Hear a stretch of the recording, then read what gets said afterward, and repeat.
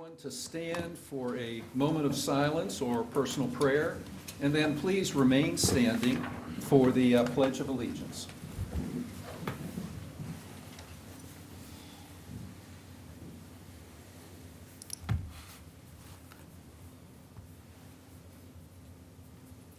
Thank you.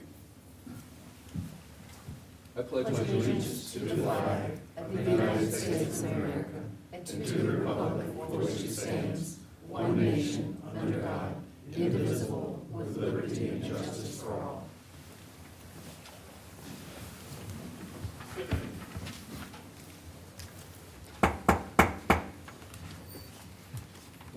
Good afternoon and welcome to our meeting on January 25th, 2022. Regular meetings are held the second and fourth Tuesdays at 3 o'clock p.m. and then public hearings are held at 7 p.m. on the fourth Tuesday of each month. Deviations from this schedule will be announced. Our meetings are broadcast live on RVTV Channel 3, and they will be rebroadcast on Friday at 7 p.m. and Sunday at 9 a.m. until 5 p.m. Board of Supervisor meetings can also be viewed online through Roanoke County's website at www.roanokecountyva.gov. Our meetings are closed captioned, so it is important for everyone to speak directly into the microphones at the podium. And individuals who may require assistance or special arrangements to participate in or to attend a Board of Supervisor meeting should contact Clerk to the Board at 540-772-2005 at least 48 hours in advance. Please turn off your cell phones or place them on silent. Opening ceremonies, number 1. Madam Clerk, would you please call the roll? Mr. Peters? Here. Mrs. Hooker? Here. Mr. Norworth? Here. Mr. Radford? Here. Mr. Mahoney? Here. Item B on our agenda, request to postpone, add, or change the order of agenda items. Are there any requests from any board members to change anything? Mr. O'Donnell? No changes, Mr. sir. Lubeck? No changes, sir. Thank you. Item C1 on our agenda, proclamations, resolutions, recognitions, and awards. Resolution of appreciation to P. Jason Peters for his service as chairman of the Board of Supervisors in 2021. Would you like to join me at the podium, Mr. Peters? Yes.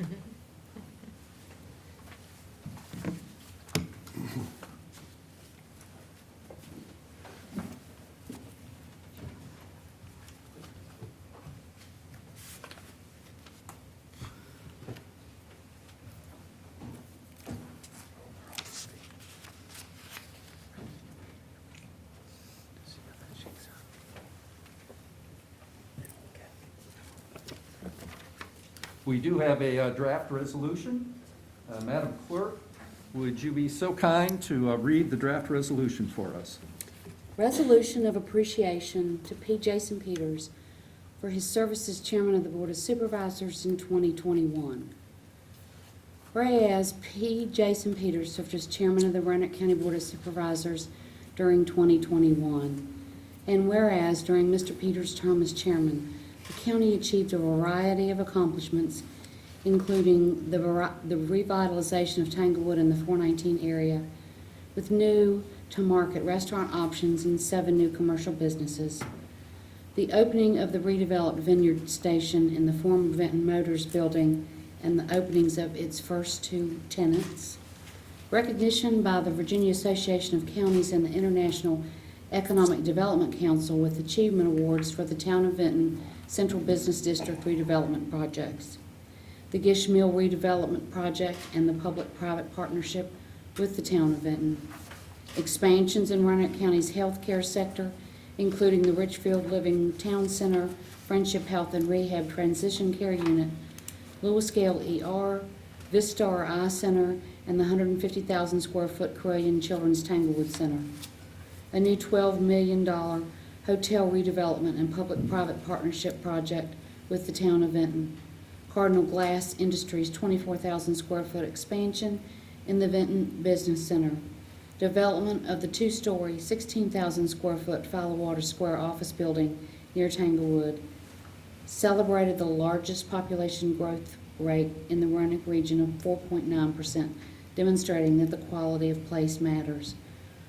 Whereas the board recognizes Chairman Peters' contribution to the economic growth in Roanoke County throughout his term, and whereas Chairman Peters emphasized sound financial strategies and practices and promoted regional projects and initiatives to benefit all the residents of the Roanoke Valley.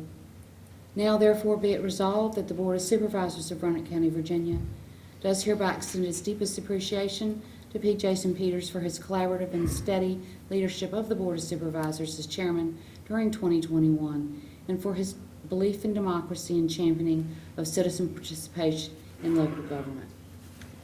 Members of the board, you've heard the resolution. Do we have a motion to approve? Mr. Chairman, I make a motion to approve the resolution. Second. Madam Clerk, we have a motion and a second. Please call the roll. Mr. Peters? Yes. Mrs. Hooker? Yes. Mr. North?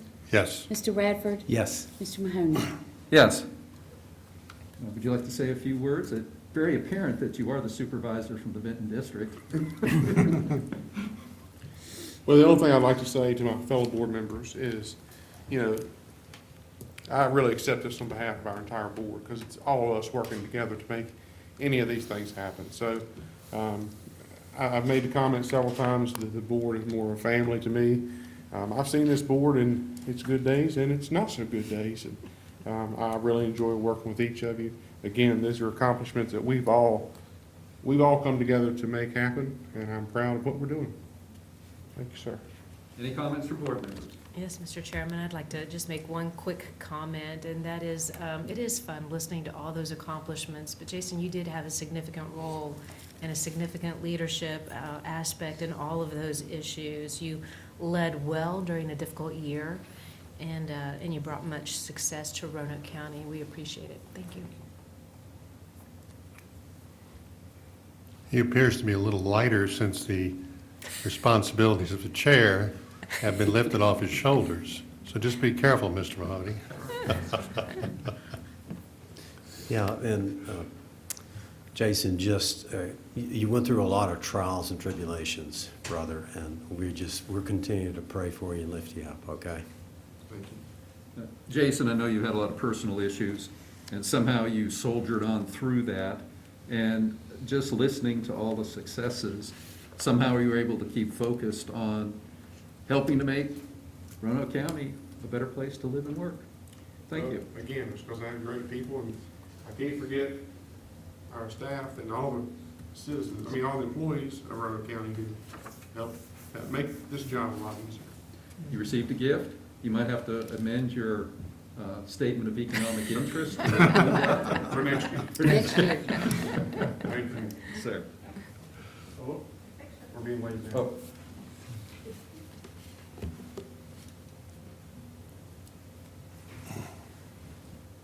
Well, those are close.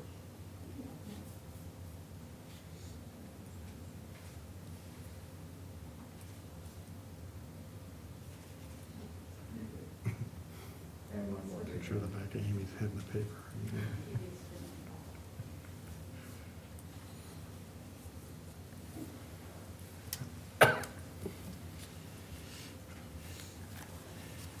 The next item on our agenda is another resolution. This one is for resolution of appreciation and recognition of Mr. O'Donnell for his 21 years of service.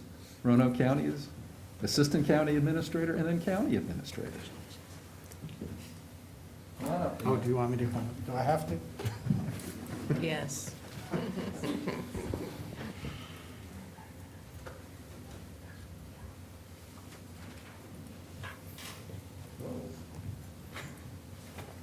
I have to do all these disclosure statements too? Not anymore. Not anymore, Dan, you're free. Madam Clerk, we do have a resolution in our agenda. Would you please read the resolution? Resolution expressing the appreciation of the Board of Supervisors of Roanoke County to Daniel R. O'Donnell, County Administrator, upon his retirement after more than 21 years of service. Whereas Daniel R. O'Donnell was employed by Roanoke County on June 5th, 2000, and whereas Mr. O'Donnell will retire on February 1st, 2022, after 21 years and 8 months of devoted, faithful, and expert service to Roanoke County. And whereas Mr. O'Donnell, through his employment with Roanoke County, has been instrumental in improving the quality of life and providing services to the citizens of Roanoke County.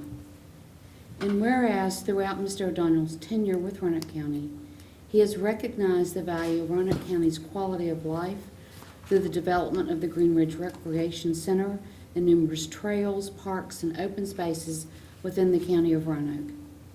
And whereas Mr. O'Donnell's commitment to public safety can be seen in the building of Roanoke County's Public Safety Center and his advocacy for equitable salary enhancements for police and fire and rescue personnel. And whereas Mr. O'Donnell championed the need for mental health services and awareness of mental health issues in Roanoke County and the greater region, and whereas Mr. O'Donnell was instrumental in the expansion of regional cooperation between the neighboring localities of the city of Roanoke, the city of Salem, Botetourt County, and Franklin County to enhance services and prosperity for all in the region. And whereas Mr. O'Donnell has helped shape the future of Roanoke County through citizen engagement and community satisfaction surveys and the community strategic plan. And whereas Mr. O'Donnell has guided the successful management of Roanoke County's budget to increase the position of Roanoke County's public safety, public school system, and services within the community. And whereas Mr. O'Donnell has championed the efforts of Roanoke County staff and actively pursued equitable and fair compensation for staff. And whereas Mr. O'Donnell has helped foster the redevelopment of the 419 corridor and the 419 Town Center into a thriving commercial corridor to support Roanoke County's future economic development. And whereas the Board of Supervisors commends Mr. O'Donnell for managing a successful transition to modified services in the wake of a global pandemic, helping to preserve the health of county employees and its citizens while continuing to offer best-in-class services. And whereas during his tenure as county administrator, Roanoke County experienced a 3.4% population growth as measured by the 2020 U.S. Census. And whereas Mr. O'Donnell is commended for his dedication and commitment to making Roanoke County a brighter and safer place to work, live, and play for its employees and citizens. Now therefore be it resolved that the Board of Supervisors of Roanoke County expresses its deepest appreciation and the appreciation of the citizens of Roanoke County to Daniel R. O'Donnell for more than 21 years of capable, loyal, and dedicated service to Roanoke County. And further, the Board of Supervisors does express its best wishes for a happy and productive retirement. Members of the board, you've heard the resolution. Do you have a motion? I make a motion, we accept the resolution. Motion? Second. And second. Madam Clerk, please call the roll. Mr. Peters? Yes. Mrs. Hooker? Yes. Mr. North? Yes. Mr. Bradford? Yes. Mr. Mahoney? Yes. Like to say a few words, Dan? Sure. First of all, I'd like to thank Debbie Jex for reading it exactly how I wrote it. Nice. It was tough there on the end, Dan. But, I'm very grateful to this board and this organization for allowing me to function the best that I could for all this period of time. We've really done a lot of things in the 21 and a half years or 22 years I've been here.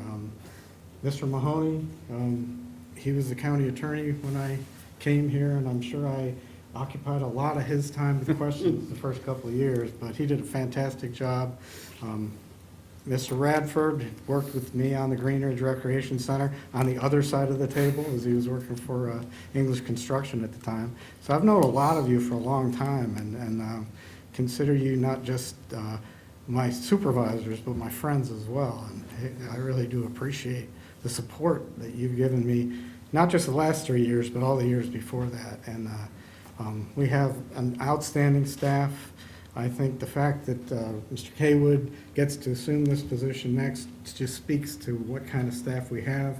We had excellent other candidates within the organization, but I think the fact that we've been able to work together to build the organization and bring up the employees to serve in these really crucial roles says something about your leadership And I'm just very grateful for being able to do this. And when I started doing the math, when I started thinking about retirement, I went, oh my goodness, I've been in public management for 35 years. And I don't know how I got that job when I was 12, but it's been a great career, and I have enjoyed it. Not all of it. There's always difficult times, but overall, this community and this organization has overcome about everything that could be thrown at them. So I once again just appreciate all the support I've gotten. Comments from the board? Mr. Chairman, I just want to say something short and sweet. Dan, I want to thank you for your steady leadership in 2019 when I became chair, and also for the past 3 years. It was a joy working with you, and I want to wish you the best for a long and happy retirement. And we'll miss you, but we got somebody else to pick on now. Gentleman in the corner. Mr. Peters? Well, I think at the beginning of the resolution, it makes a statement of faithful service, and I think that sums it up. I think you have, I worked with you on my time on the planning commission and then in the 9 years on being on the board, and you've always put your best foot forward, and you've served Roanoke County very well. We talk about public safety, as you mentioned in there, or as the resolution stated, that's is always near and dear to you. You can always tell as we move through the tough times, as you referred to, making sure those folks are taken care of, because I know you understand keeping our public safe, our public safe. But I also want to thank you for all of your leadership, dealing through a pandemic with 4 budgets, and not knowing what tomorrow would hold. You did a great job with leading our staff. And you want to talk about the leadership that's in our ranks. I owe a lot of that to you. I think they saw the leadership from you, and they were striving to do better themselves. So I do appreciate everything, and I hope that you have a wonderful retirement and do something fun. I'm going to. Are you planning to run for the Board of Supervisors in a couple of years? I mean, it seems to be a trend. I was just curious. Paul might have thought that was fun. I do not. Good answer. So, Mr. O'Donnell, we appreciate your leadership over the years, and like Jason, I had many years on Planning Commission with you in leadership, and now 7 years on this board, and we have truly appreciated your service to the community and all the successes that we've had, and you've queued us up for more success in the future, and so we're excited about what the future holds. We appreciate your demeanor and your sense of humor, and it's been perfect for this era. So we really appreciate what you've done for us. Now you deserve retirement, and we wish you Godspeed. Thank you. Dan, I'm going to go a little different angle. So when you moved to Roanoke, you showed up on the soccer field, adult league, wondered who you were, didn't matter. You ran right past me. Yeah, right. A lot of fun. Then I joined the Planning Commission, and we showed up again doing that for a little while. You weren't as heavily involved, but we showed up in that. And then, we bumped into each other at the Green Ridge Rec Center, and that turned out really well. We had our meetings back and forth, but, I thought that turned out to be a really good project, for the county. And you did a good job representing the county while that was going on. And then when I got appointed, my first meeting in that conference room, and I find out we're going to appoint Dan O'Donnell, the administrator. And then here we go again. Here's another chance to get to work with Dan. But Dan, it's been great. I hope to see you out on the mountain bike trails. You and I were crazy enough to get up at 3 in the morning to go help the Ironman 70.3. Yeah. I don't know if I'm going to do that again. I don't Okay. Good enough, but I have a feeling we're going to see each other around in the community. But thank you so much for that leadership. Everybody talked about ditto on all those compliments. Just Godspeed, great health for the rest of your retirement. Thank you. Dan, I want to echo the comments board members make, and I also want to indicate that you and I worked on some very difficult and unique and challenging issues. You reminded me today, we were one of the first ones in the whole Commonwealth of Virginia to utilize the PPEA project to construct a new unique public facility, and that was a learning experience for all of us. What I have seen since you've been county administrator is your unique talent to be more collaborative with your staff. Having worked with 3 or 4 different county administrators, and I saw all these different personalities, that was very unique, because a lot of administrators or managers are very much top-down, and I think you took the effort to take your staff, bring them into, and develop good solutions to our problems. And the last 2 years has been crazy, and as I think Jason mentioned, only 4 budgets? That was 1 year. I know. Dan, we would like you to unwrap your one gift and show it to the board and the citizens sitting out here.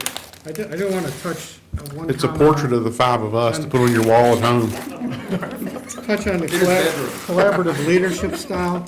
The reality of that is, I told the staff the other day that the key of leadership is being too afraid to make your own decisions.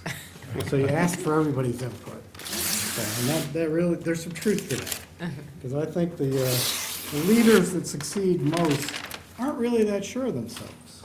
And they're making sure they're making the right decisions with everyone else around them. So, oh, great. Roanoke County, Yeah. Mcafee Knob, The best district. parking space right here. Right. Right. I think we'd like some pictures. Now, should I hold this up? Yes. Unless you want to hold the resolution.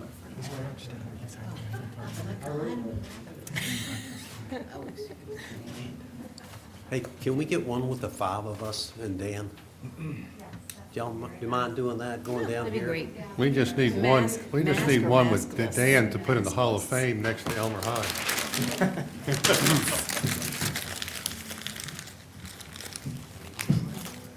Grab my mask. I'm not good at questions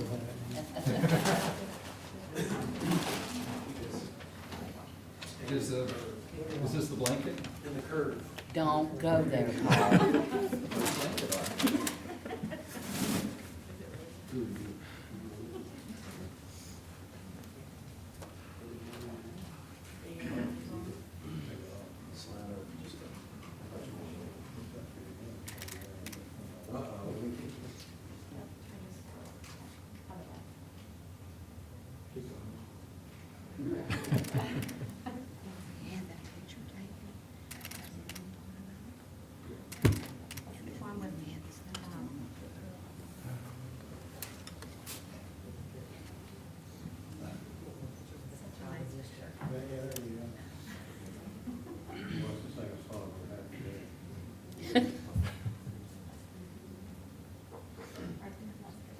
Do a little Irish jig, Dan.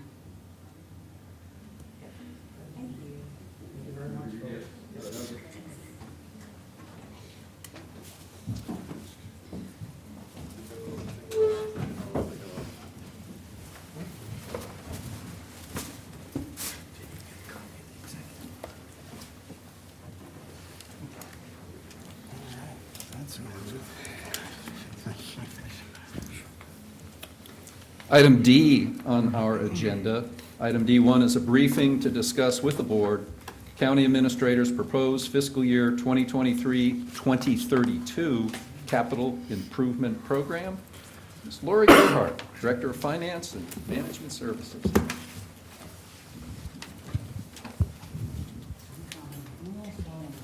That's okay.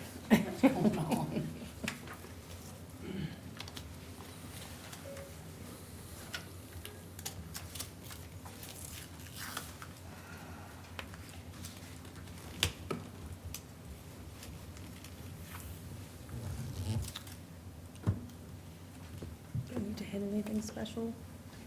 Just wait for it to come up on the edge, and see if it'll work. Okay. Yep, great. Good afternoon, Mr. Chairman and members of the board. I am here to present to you on behalf of retiring County Administrator, Mr. O'Donnell, and incoming County Administrator, Mr. K. Wood, the proposal for Roanoke County's 10-year capital improvement program.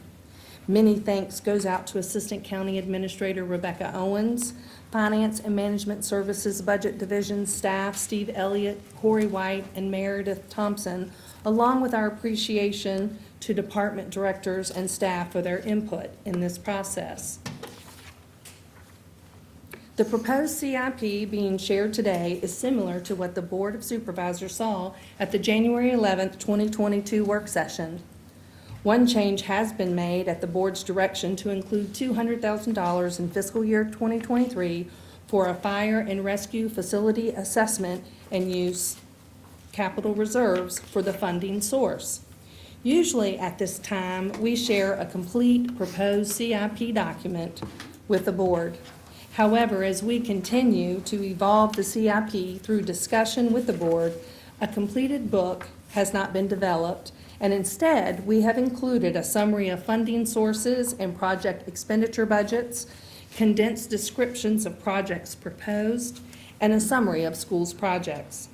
Once we finalize the CIP, staff will work to produce the completed book we are all used to receiving and upload it to our website. In February, staff will provide a work session on the proposed CIP to address questions and discussion from the work session held on January 11th. We will review additional bonding scenarios and potential uses of ARPA funds for capital projects, discuss the future capital projects planned for our bond funding in fiscal year 2032, and provide an update on surplus properties. Our agenda includes a summary of our CIP, which includes the priorities and strategic vision for the projects proposed in the 10-year plan, and then review the sources of funding and our next steps. So we'll move on to our program summary. The priorities of this plan are consistent with our prior year adopted plans and conforms with all policies set forth currently within our comprehensive financial policy. We continue with our goal to build fire stations in location that allows us to quickly respond to emergencies in our most heavily trafficked corridors. Our county facilities are aging and how we conduct business is changing. So replacement of our facilities is integrated where appropriate, along with planning for the ongoing maintenance. And we have also increased funding to support our technology infrastructure, as well as included funding to support community and economic development. While the CIP incorporates both county and school projects, today we will focus on the county projects proposed. More specifically, we will provide details on the first year of the CIP, which is the only one that is appropriated by the Board of Supervisors. The remaining years are for planning purposes. The upcoming fiscal year, 2023, is important as it represents a borrowing year for the county per the 12-12-12 policy. As a reminder, we update the entire 10-year plan each fiscal year with a dedicated funding source for each project. As proposal continues the ongoing discussion with the board to finalize the CIP, which will be adopted in May, along with the operating budget. The total fiscal year 2023 proposed CIP is $18.49 million, which includes investments in new and replacement facilities, capital maintenance programs, maintenance of facilities and parks, technology infrastructure, and community and economic development. In fiscal year 23, $11.8 million in investment is proposed for new and replacement of facilities. The most significant projects in the plan involved establishing new and replacement facilities. This includes funding for the new Bonsack 460 Fire Station as a new facility, and also to fund the final phase of replacing the Public Service Center. Planned future borrowings will fund the replacement of the Hollins Library and the Hollins Fire Station in 26 and 29. This proposed 10-year plan includes a fourth borrowing opportunity in fiscal year 2032. The county has many facility needs, and through discussion with the board, we will identify the proper priorities for this funding. To maintain our current facilities, $1.785 million is proposed for the county's 4 capital maintenance programs. The General Services CMP supports minor maintenance and repairs for all county facilities. Parks and Recreation supports recreation facilities and parks. The Sheriff's CMP supports maintenance at the county jail and courthouse. And the Green Ridge program was added in the current year to address repairs and general maintenance at the recreation facility. The CIP proposal includes $2.1 million in funding for maintenance of county facilities and parks. This includes the final phase of the Explore Park project, which will complete infrastructure necessary for future development. Other projects have been identified through the facility assessment conducted in fiscal year 2019, which included the replacement of Station 3's roof and the replacement of courthouse HVAC equipment. Additional projects include evaluations of the fire station facilities and the county administration building in fiscal year 23 to determine the appropriate use of the fiscal year 2032 $12 million in borrowing, along with other potential projects to incorporate into future plans. Our planned projects in the out years have been identified to address athletic field lighting, Green Ridge systems, and updates at the General Services campus to ensure safety when storing supplies and surplus equipment. Technology infrastructure supports nearly every aspect of how the county conducts its business. The proposed CIP includes $1.279 million of investment in technology infrastructure. Increased funding for ongoing replacement and maintenance of technology infrastructure and equipment is incorporated into the plan to be in compliance with vendor support and enhanced cybersecurity. Providing adequate funding for the replacement of infrastructure and systems ensures county staff can conduct business effectively and provide services to citizens promptly and efficiently. Therefore, the plan incorporates funding for the replacement of various systems to streamline county operations. A vital component of continuing community and economic development includes funding for ongoing endeavors and programs that support infrastructure for future development. The proposed CIP includes $1.525 million in investment towards community and economic development. Funding in fiscal year 2023 supports ongoing debt payments for the Roanoke County Broadband Authority and Woodhaven property projects. Ongoing funding to support stormwater drain projects increased over fiscal year 22, and match funding within the MPDES-MS4 BMP project will be leveraged to receive a stormwater local assistance grant. The proposed plan also has set aside funds in fiscal year 2023 to provide a match for the VDOT revenue sharing program and a match for a new project at Glade Creek Greenway at Vineyard Park West. Lastly, a new project in fiscal year 2023 will begin the process of updating the county's zoning ordinance.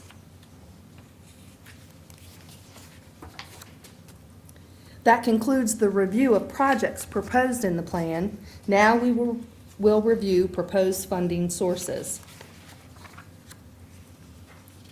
Funding in fiscal year 2023 includes $1.4 million transfer from the general government fund, which is proposed to remain level with the current year and is intended to support ongoing maintenance programs.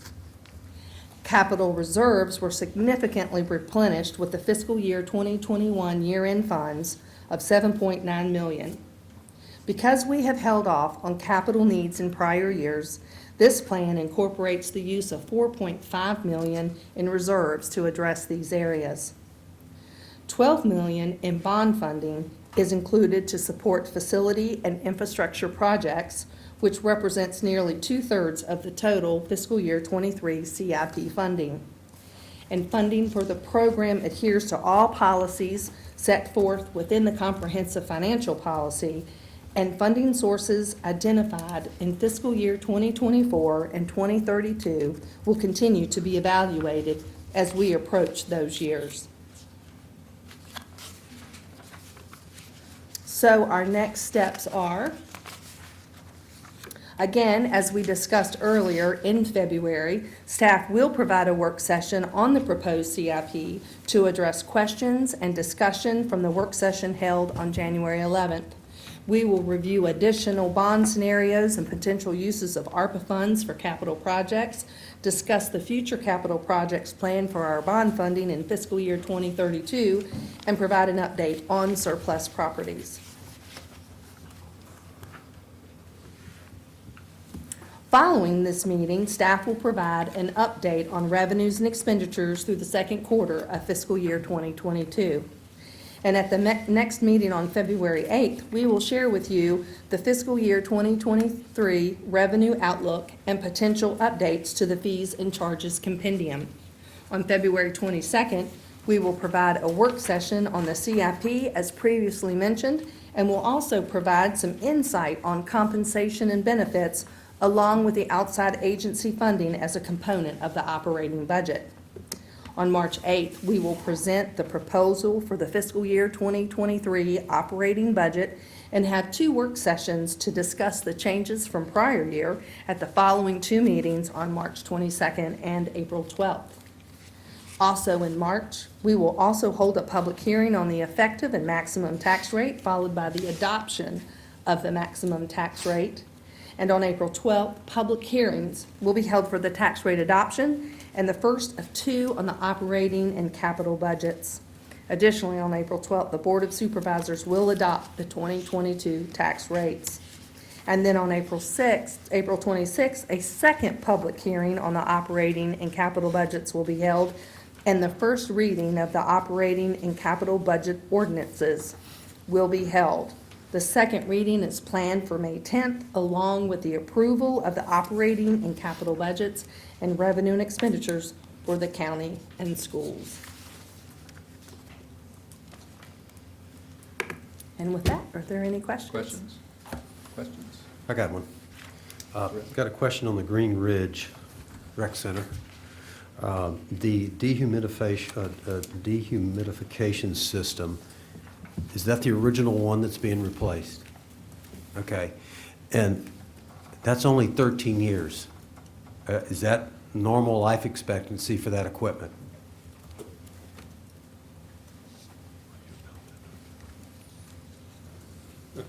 Dan's fault. 15 to 18 years is the normal life expectancy, and that's why we wanted to put it in the out years of the 10-year plan. This particular unit that we have, it is very challenging to get replacement parts. So we're concerned long-term Okay, with being able to. so we're going to a more of a solid state, digital type dehumidification, and that's a big thing. I mean, you're gonna have to get a FAA permit to get the crane in the air and jack that Yes, sir. thing up, and, okay. Yeah. God, I hate to do that every 15 years. Yeah, but that, and within the industry, that's pretty standard. Okay. With dehumidification systems, and for Green Ridge, certainly that's one of the most concerning systems we have in the building, just because when you go into the natatorium, you can tell very quickly if the humidity's not correct in the Okay, pool and area. so that's for the indoor pool. Yes, sir. Thank you. 2 questions, Ms. Gearhart. First, do we have an estimate of time as to when we might be receiving Roanoke County School Board's capital improvements plan and their projections? Well, it should be at your seat, 1-sheet page, and that is their capital that they approved at their last board So meeting. they adopted that previously. Okay, so this is it. Yep, that's it. Secondly, on page 15 of your outline, your funding overview, refresh my recollection, you show one item from the bottom, some transfer of funds and a contribution from the city of Roanoke. I can't remember. What's the contribution from the city of Roanoke? That has to do with the radio systems and some of okay. the work with That's the upgrade of ComIT. the emergency Mhm. radio system. Yeah, because it's a Great. joint project. Right. Thank you. Any other questions, Ms. Gearhart? Thank you. Thank you. Next item on our agenda, item E1. E1 is a resolution requesting the Commonwealth Transportation Board fund a demonstration project assistance grant in fiscal years 2023 and 2024 for shuttle service to the National Park Service's Mcafee Knob Trailhead Parking Lot, Catawba Magisterial District. Ms. Cronice. Thank you, Mr. Chairman. Good afternoon, Mr. Chairman, members of the board. The Virginia Department of Rail and Public Transportation, or DRPT, requires a local match commitment from the Board of Supervisors in order to apply for a demonstration project assistance grant. Shuttle service to the Mcafee Knob Trailhead parking lot from the Interstate 81 Exit 140 park and ride is an eligible new service project for a DRPT demonstration project assistance grant, which exists to incentivize the implementation of new transit services and test innovative and non-traditional public transportation solutions by reducing the financial risks assumed at the local level. The proposed shuttle service meets the new service goals by offering a creative approach in determining a new travel market for public transportation, as well as by improving the utilization and productivity of existing public transportation services with connections to the Smartway bus and the Virginia Breeze bus routes that have stops at the Exit 140 park and ride already. The net project cost is eligible for up to 80% reimbursement by grant funds, and the applicant must provide up to 20% match from non-state or federal funds. The application is due by February 1st, and if awarded, funding is available on July 1st, 2022. Mcafee Knob is one of the most photographed locations on the Appalachian National Scenic Trail. The National Park Service Trailhead parking lot on Route 311 that provides access to Mcafee Knob has been insufficient to meet heavy visitor volumes for several years, and parking challenges have only increased during the COVID-19 pandemic. Details outlined in county and partner efforts to address overflow parking since the fall of 2020 are included in your agenda item. The Park Service has been studying the AT Triple Crown area, which includes Dragon's Tooth, Mcafee Knob, and Tinker Cliffs, since 2017. The U.S. Department of Transportation's Volpe Center completed a transit feasibility study for the Park Service in February of 2021, which proposed several scenarios for providing shuttle service to and from the Triple Crown trailhead parking lots. The transit feasibility study was initiated to inform a visitor use management plan currently being written by the National Park Service's Denver Service Center Planning Division. Not only would the transit feasibility study provide long-term shuttle service options for the visitor use management plan, but it was also intended to provide a foundation for a pilot program for shuttle service during the upcoming construction of the AT Pedestrian Bridge over Route 311, which is slated to begin in early 2024. When that construction begins, the parking lot will be reduced by at least half capacity. When the transit feasibility study was presented to county staff in early 2021, staff contended that shuttle service could be utilized immediately due to the vastly increased visitation rates and parking issues observed in 2020. While the transit feasibility study is a useful tool, the Park Service does not have funding available to initiate shuttle service at this time. This grant opportunity from DRPT offers a means to test shuttle service prior to the pedestrian bridge construction to determine whether the service could be successful both during and after construction. The baseline service scenario identified in the study would collect passengers at the Exit 140 park and ride and would transport them to the Mcafee Knob Trailhead parking lot. County staff intends to issue a request for proposals within the next 60 days for turnkey shuttle service. Proposed details include a 30-minute route using one 12-passenger or larger van running 12 hours a day on Fridays, Saturdays, and Sundays with occasional Monday holidays such as Memorial Day and Labor Day between March and November. The fare is proposed to cost $5 round trip plus a $1.25 fee per ticket for online registration software and credit card fees, with tickets to be booked online. County staff recommends beginning the service on September 2nd, 2022 to run until the end of November. The shuttle would then start operating in March 2023 to run through the end of November 2023.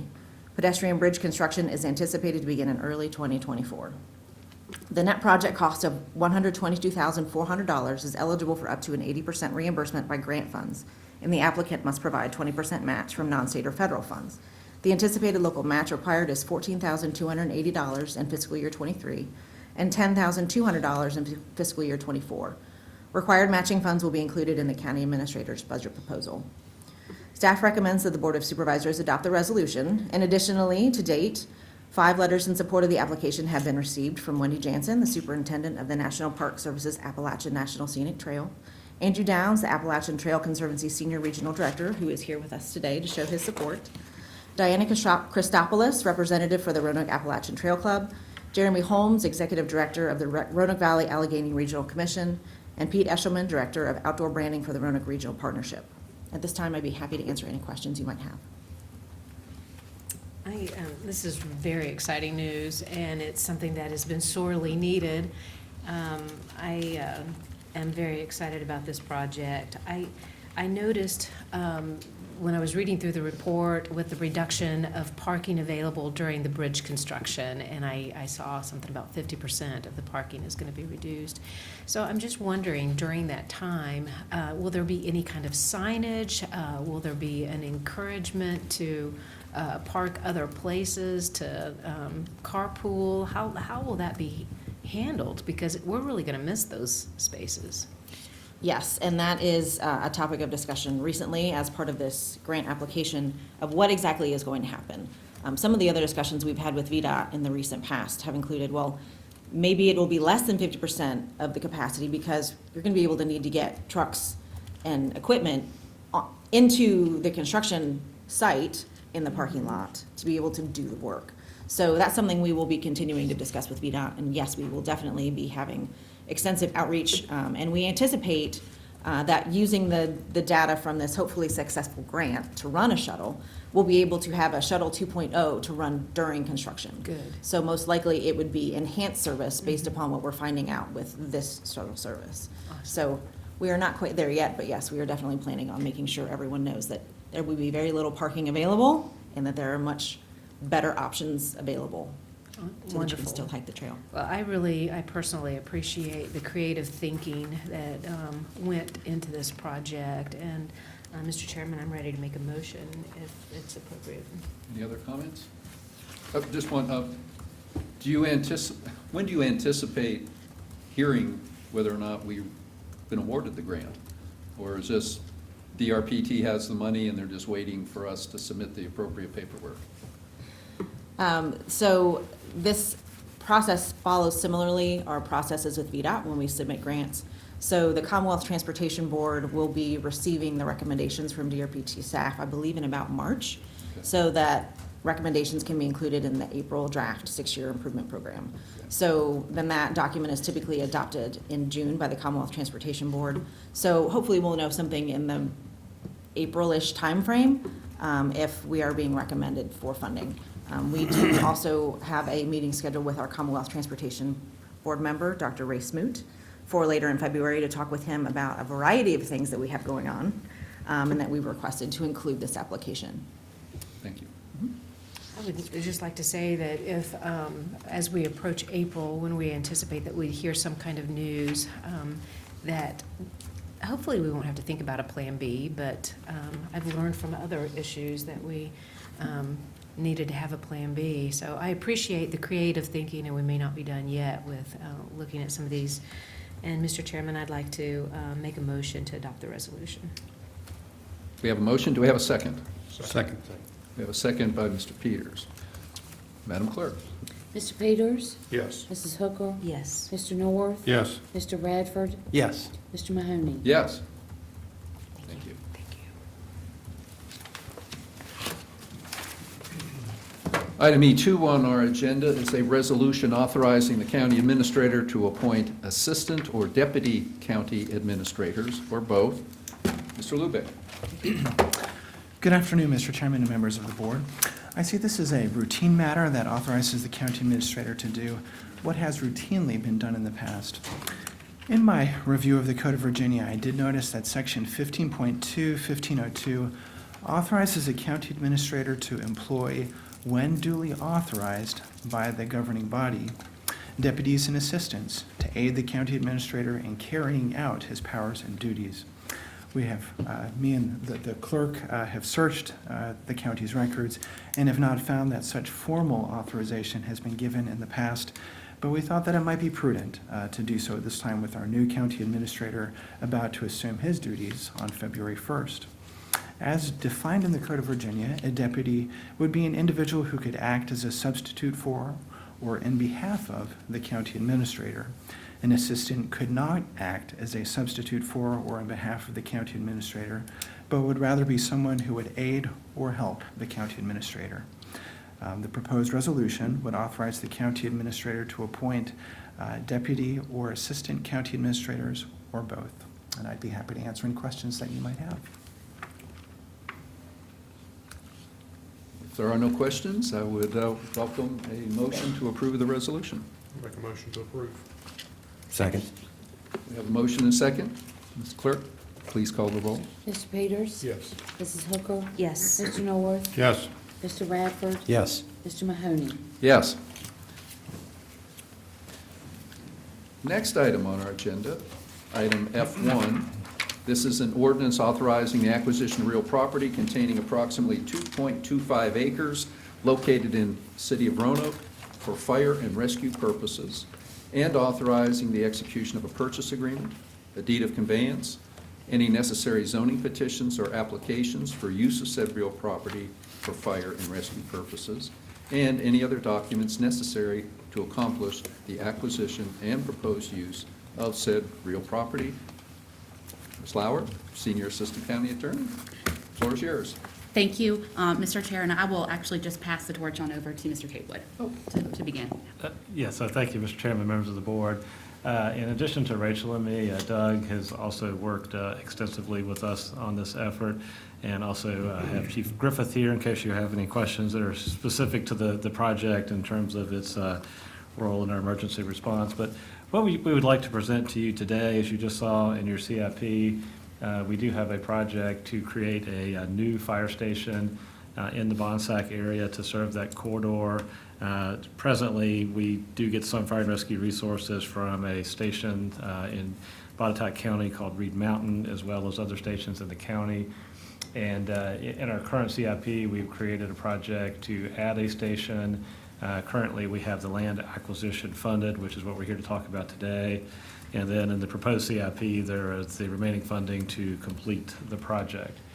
And after extensive looking for a site in the county on the corridor, we were having great difficulty locating a site that really met all the requirements. And that a couple of the requirements we had were, of course, size of the site, topography, but more importantly, signalized access, because on the 460 corridor, as you know, it's very difficult, I think, to make U-turn maneuvers, and we do have a lot of call volume spread pretty consistently throughout the corridor.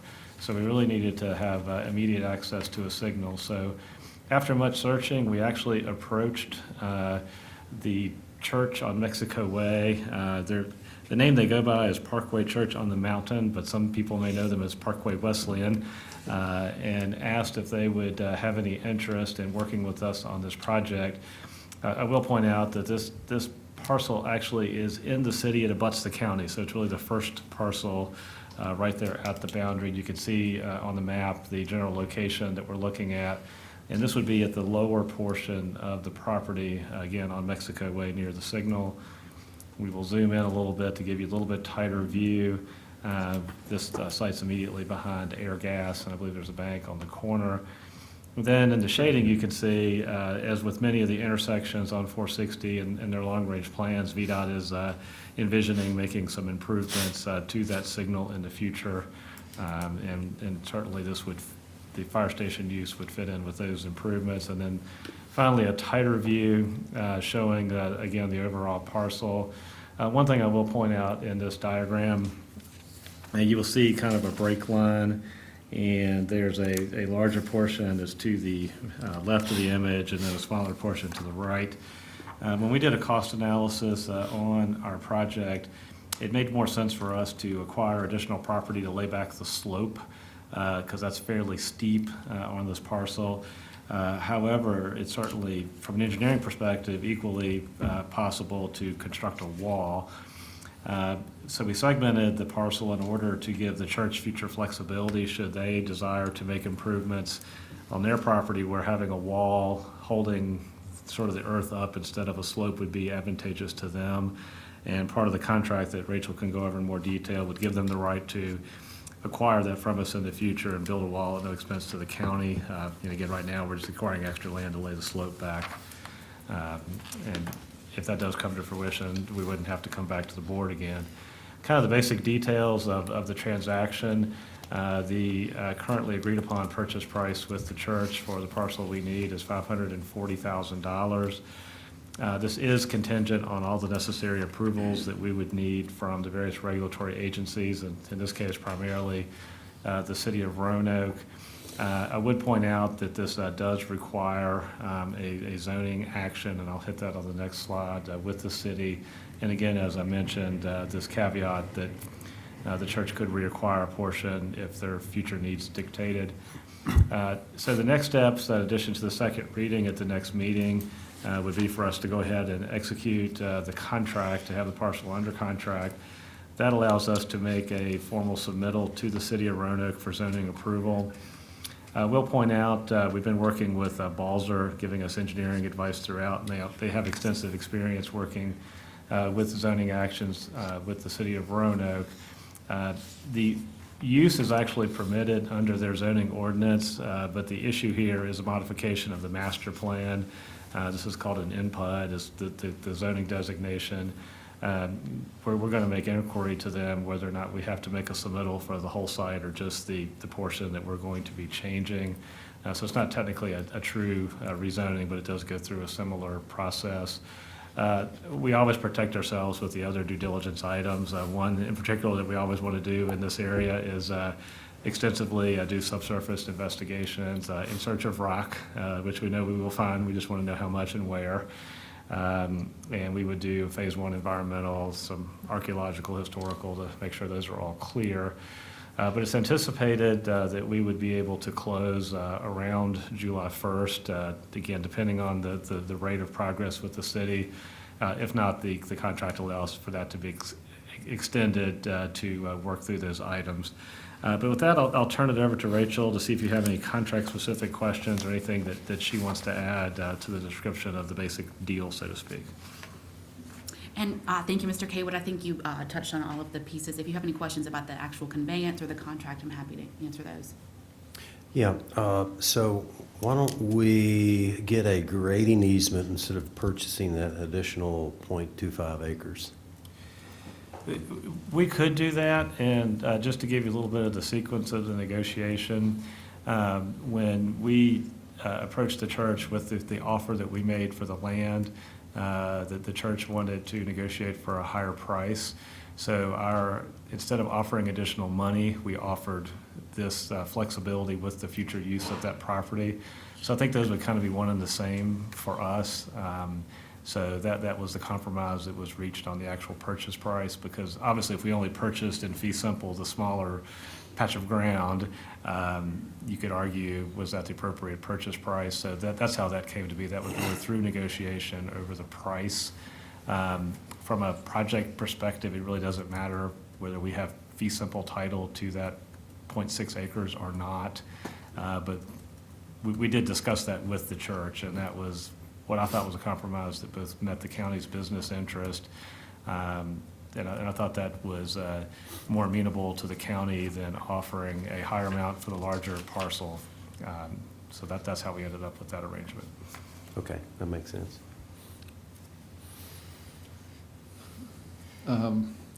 Based on my experience, I'm guessing that the earliest you could, if you require a public hearing before city council, probably the earliest might be May? Or do you think, knowing our cycles and thinking I know their cycles, I'm thinking May and probably June.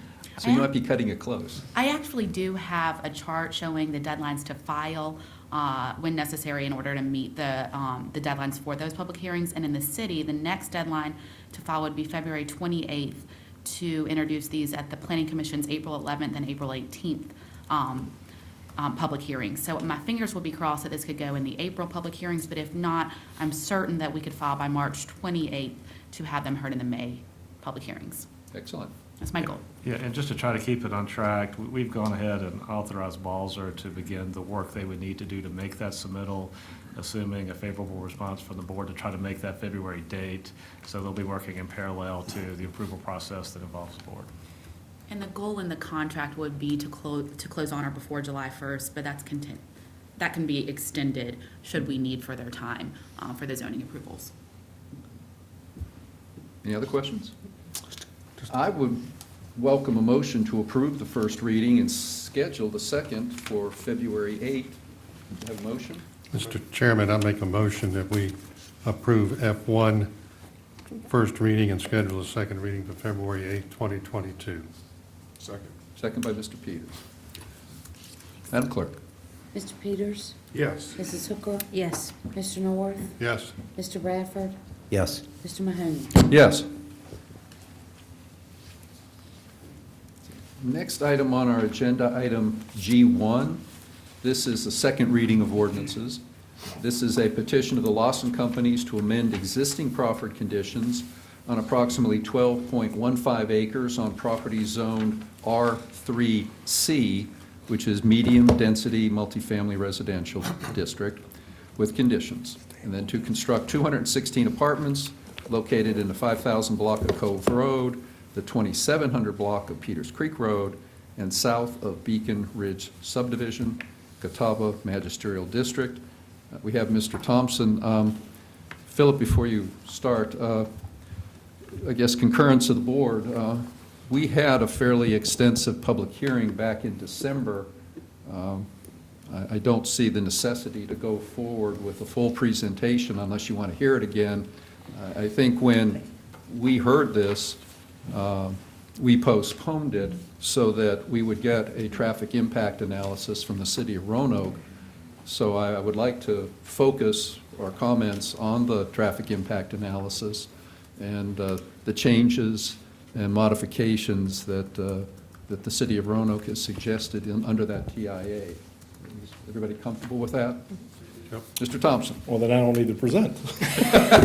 I want to make your life easy. It might be easier then. I was just going to quickly run through the project, but you don't want to see that. So just a couple of notes, I guess. One, you did ask for the traffic impact analysis that the city was requiring. I think there is somewhat of a clarification to note as well. So the TIA that's in your packet was the first one that we had received, okay? That had just been submitted to the city. There were 2 iterations that were done and resubmittals of that study. So I had forwarded that to you yesterday, what the actual approved traffic impact analysis was and the conclusions with that, or the improvements associated with that. In addition, the applicant has updated, revised their concept plan. And you all should have a copy of that, and I also forwarded you that as well. Pretty similar to the previous one. It does show the turn lane off of Cove Road, the bus stop, and it's a different schematic. And the applicant who is here has a couple of slides that they may want to go over to kind of show that, because they have that in their presentation, so that the public can see that as well. Also, what has been submitted, and I believe Mr. Lubeck has forwarded to you, is that they have updated their proffered conditions, because they updated the concept plan, which was part of their first proffer condition. They have updated the proffer statement to reflect that revised concept plan. And I believe he handed that out to you today, because we got that this afternoon. So those are the kind of changes. So there is an approved traffic impact analysis that the city has approved, that you have. Again, that's not the one that's in your packet, because that's what we had at the time. I will say that the applicant is here, and they have a couple of slides they want to go through. Steve Schmidt, who's the traffic consultant for Timmons that did the study, is here as well, and he can go into more detail about the TIA.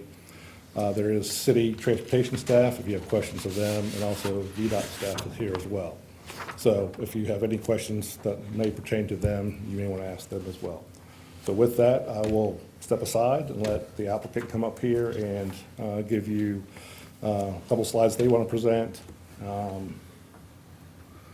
And then whatever questions or input you want from the traffic consultant, I'm sure they'll be happy to do that as well.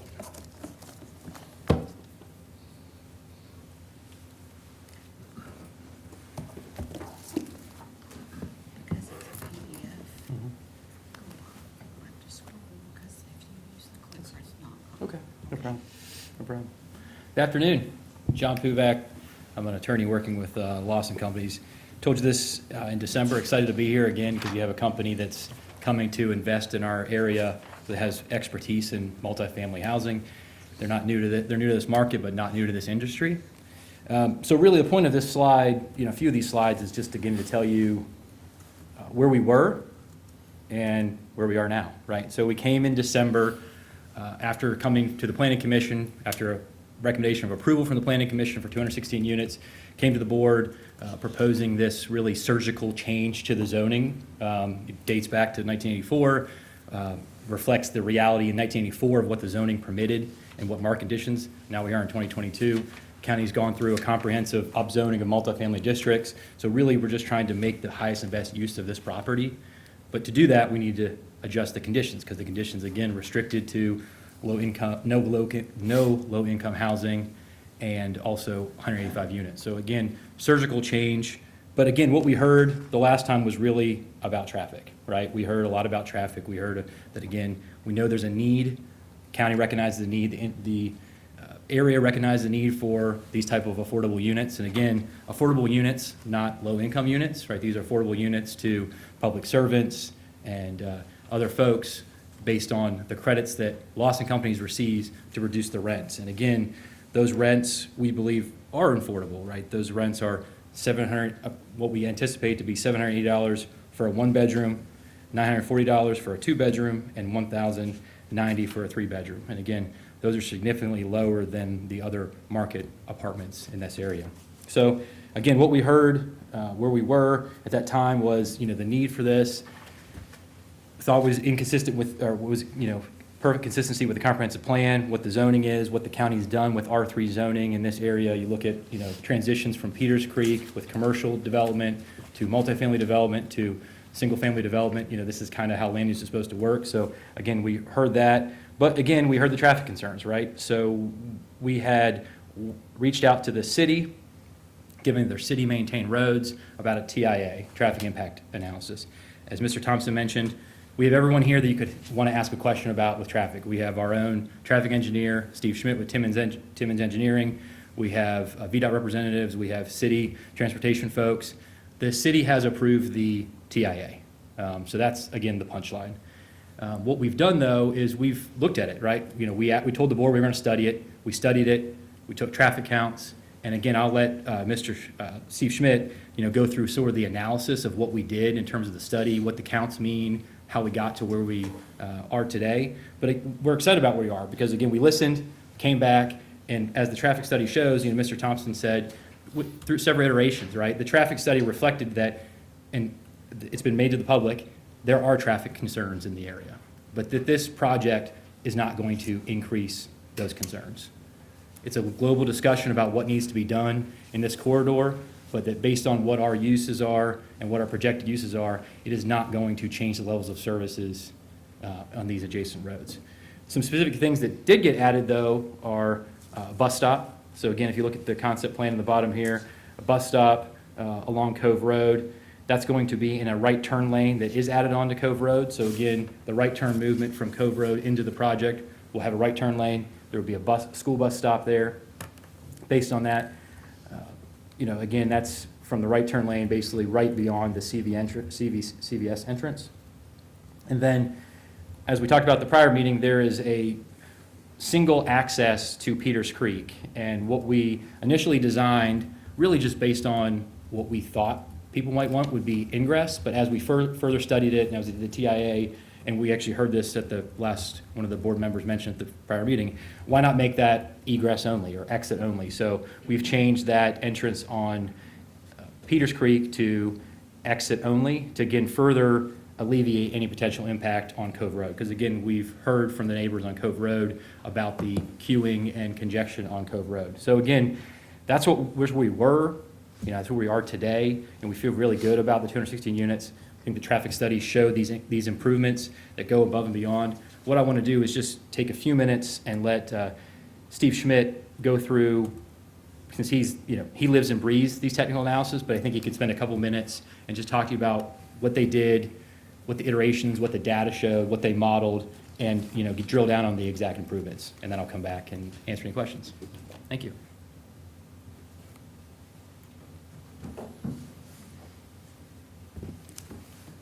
Good afternoon. Thank you for having me. My name is Steve Schmidt. I'm the traffic engineer with Timmons Group who performed the study.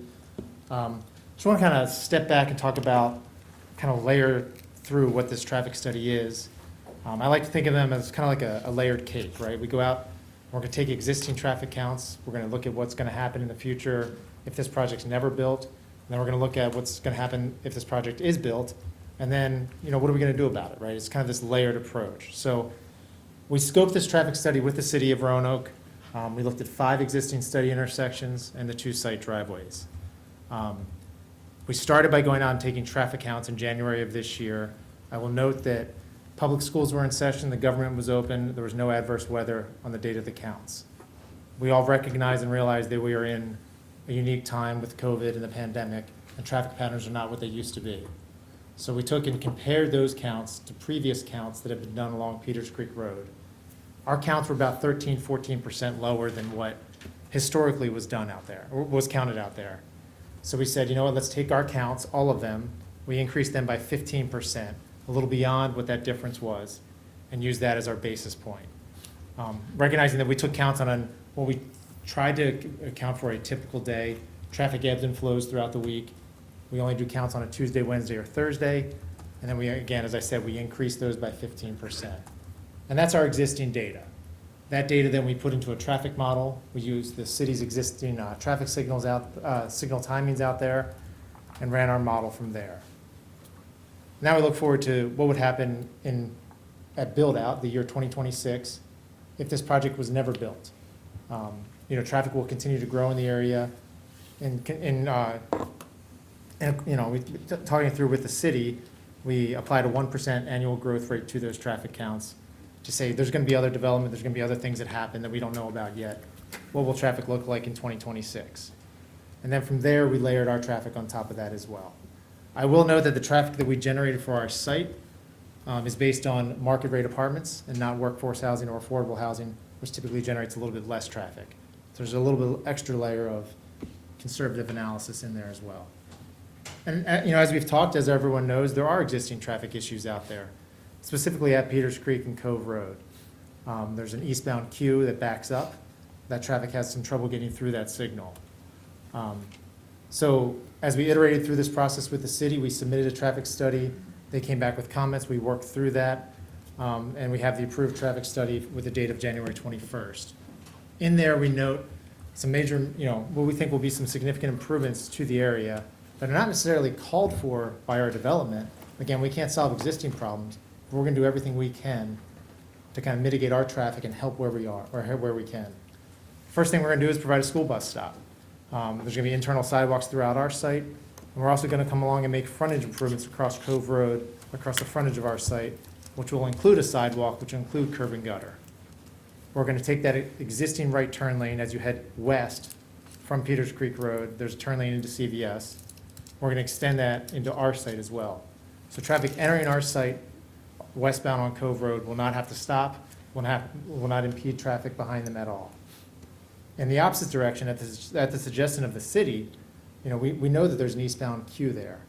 What you'll see today is as you get closer to the intersection, traffic is kind of going off onto the shoulder to go around that queue to get to the right-hand turn lane. So the city asked us, and we agree it's a great improvement, can we extend those shoulder improvements past our entrance so that our traffic, if they have to wait to make a left turn into our site, traffic behind them will be able to come around them onto the shoulder improvements that we're going to do to get access to the signal. So we recognize there's an existing queue out there. We're going to do everything we can to not to allow traffic that may be stopped behind our traffic to get around us at all. I'm happy to answer any questions. It's a very technical document. There's a lot of details in there that I can go into, but that's kind of the high-level look at the process of the traffic study and kind of where we ended up with the improvements that the development is willing to make. Questions of Mr. Schmidt? I really appreciate our conversations, and you took some time with me today and went through a lot of the nuts and bolts of the traffic study, and I really appreciated that. I appreciate your acknowledgement that some of these intersections are less than desirable now. It's not from anything that this project has done. It's not built yet, but it's already problematic in some areas. And one of the specific ones that were mentioned was the intersection for the level of service between Peters Creek and Cove is currently a level F. Can you point on that map that was just up there a second ago, can you point to the other, the most problematic intersections? That's the one that really grabs my attention because it's right there at the project. But what are the other most problematic Sure. currently? Sure. Well, I'll just start by saying, the two intersections out on Green Ridge Road, Cove Road that we looked at operate fine. They're level service C or better. One approach might be a D. Forgive me, let me back up. We grade intersections based on level of service, A through F. We do include E. So it's a little bit like school, but then we include E as well. Generally, anything below a D is considered unacceptable. We look to make improvements. So the first two intersections are fine, as is. We talked about Peters Creek and Cove Road already. Then we looked at Peters Creek and North Lake, and then Peters Creek and the school entrance. I will say that the side streets at intersections 6 and 7 on the map here do experience some delay and some failing levels of service from time to time. I'll note that the delay is, in that failing range, but it's still below a cycle length. And what I mean by the cycle length is the time from one green signal all the way around, all the way back to the green again. Out here, we're running about 120 seconds, 130 second cycle lengths. That average delay is more in the 60 to 70 second range. So traffic will have to wait, and by definition, it's failing. But once that light goes green, on average, they're getting through with one cycle. They're not having to wait multiple cycles as well. And I'll also note that those two intersections have some challenges on the side streets. We're not adding any side street traffic there. All of our traffic at this point will be through to go to the interchange and northbound, past these two entrances, or two intersections. So if I could follow up with a couple of other questions, Mr. Chairman, there's some information, I believe it was 55% of all the traffic that leave the proposed project will be going north. Mm-hmm. And so if they are able to come out through the Peters Creek, Cove Road exit, then they can turn left in the cycle.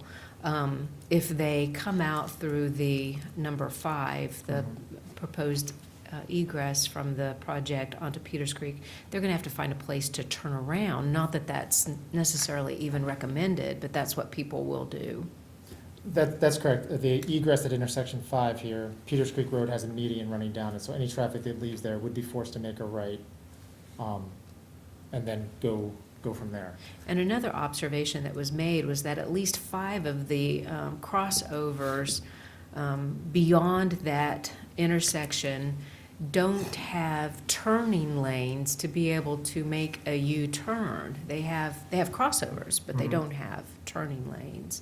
And so some of that is problematic in how to get that traffic redirected to go back north. And I think that's all I have right now, but I have some summary commentary Sure. later. Thank you, Mr. Chairman. Yeah, to that point on the 5 mediums, which I discovered on a drive out there and shared with folks today, and you included Mr. Schmidt, I'd like the VDOT and the city engineer to come up to the microphone there just a minute, if they don't mind.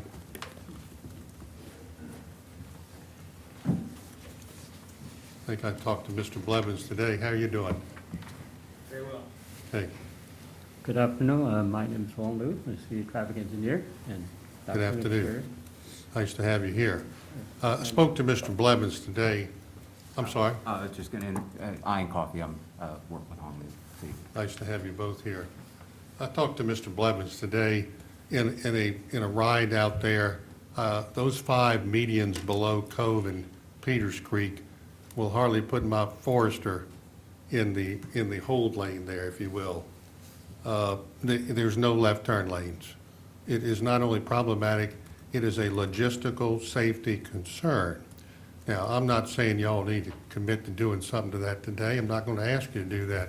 But what I am going to tell you is that Mr. Radford and I here are on the Transportation Planning Organization, and we work very closely with the city on 460 projects, getting funding. And we'd like you to take away from here today just a suggestion that to help mitigate some of the concerns on Peters Creek with those 5 medians, that you give some thought to what can be done in a couple of them to put some turn lanes in there so people don't get congested and risk getting hit in the rear end. And if you do that, you know I will, and I'm sure Mr. Rappert would support a project like that through the Transportation Planning Organization, because we work very closely, and most of the time, and all of our decisions are unanimous with our colleagues in the city council that are on that committee. So I would hope that you would give some thought to that, while this complex one day is under construction, because let's face it, folks, the infrastructure out there is getting stressed already with some new economic development, which is a great thing to happen in that corridor, whether it's in the city or the county. But we want to see things mitigated in some fashion and proactive, if at all possible, before they become such a concern downstream. And I'd like for y'all to let you know, to take home with you the fact that we would support that if it came through the local TPO. That's all I got to say on that. Thank you very much. Thank you. Thank you. You want to, hold on. Anything else? Mr. Radford? Yeah, while you guys are still standing there. So, for the city people, Cove Road backs up to Green Ridge. I mean, you've heard this for a long time. How have you been addressing this? What do you plan to do? Well, the reason for that is it's in one lane right now, and also at Peters Creek, we have a coordinated signal. Majority green are allocated on Peters Creek because of Peters Creek carries much majority traffic. So with that, yes, the side street is going to be backing up, especially during the peak hours. And for that specific intersections, that we're signal on the side, both on Cove Road, are operating, we call it the split facing. So one approach at a time, kind of like Orange and the Blue Hills. Orange Avenue, Blue Hills, if you know, the side streets operating one approach at a time. So, because do you need improvements? Yes, we definitely need some improvements. But as far as the funding goes, we have more other locations on top of that priority. So, right now, like I said, Peters Creek is coordinated. The majority greens are allocated to the Peters Creek to move the traffic. Okay. All right, I got a question to ask Mr. Schmidt with you guys standing there. Might as well keep you all up there. So you just told me you're going to improve that shoulder where the Hardee's is and going up to the convenience store. Wouldn't it be more appropriate to extend that stacking lane for that right-hand turn? Would that not help that congestion getting through that intersection? Did y'all talk about that or think about that, other than improving the shoulder? Yeah, so if that lane doesn't come all the way back to where we would start these improvements, where it is, so we would kind of carry what's out there today, which is a shoulder improvement, to continue that on as well. Yeah. So it's really not going to help the stacking. Are you referring to stacking for the people turning? Queuing, stacking, the people that are going to want to turn off of Cove into Peters Creek Road, they're having to go on the shoulder to get around that traffic. Well, we've been talking to Steve about this, and also right now, just technically, there's a concept drawing. When we see the site plans for us to review, that will be the shoulder. It's not going to be just a shoulder; it has to be constructed, more structurally constructed. You can't have just put the asphalt in there, put the gravel there to call it good. We're going to be constant to maintain that. We don't want that. So it has to be reconstructed. Okay. To carry traffic. I hope it answered your question. So may I ask for a clarification? Does that mean that it's going to be a lane or just a shoulder? It's technically, you consider portion is a lane, portion's a taper. So if you have 2 or 3 cars trying to turn into the new development, they can easily go around. Okay. Yeah, so I guess as I'm trying to find out, does the city own enough right-of-way Yes, to put a lane in to go all the way back to that convenience store? yes, we have an adequate right away. Okay, all right. So I guess that's what I'm asking, Mr. Schmidt. If you had that in your toolbox to extend that right-hand lane, is that something that that would help your traffic?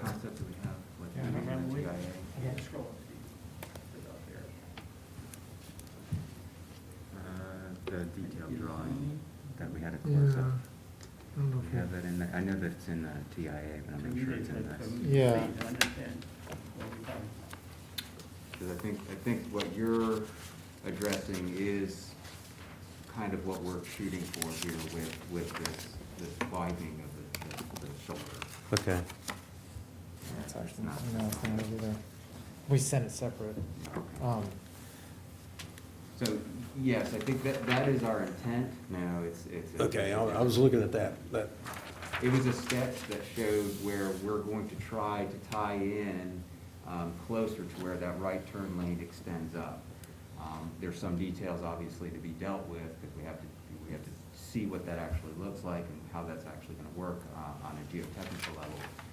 But that is essentially the idea, is that widening will start with a taper closer to the back towards the cemetery, or the residence just past the cemetery. It'll widen to where there will be nearly a full lane width, 11 feet of lane width, to get around a turning vehicle into the site.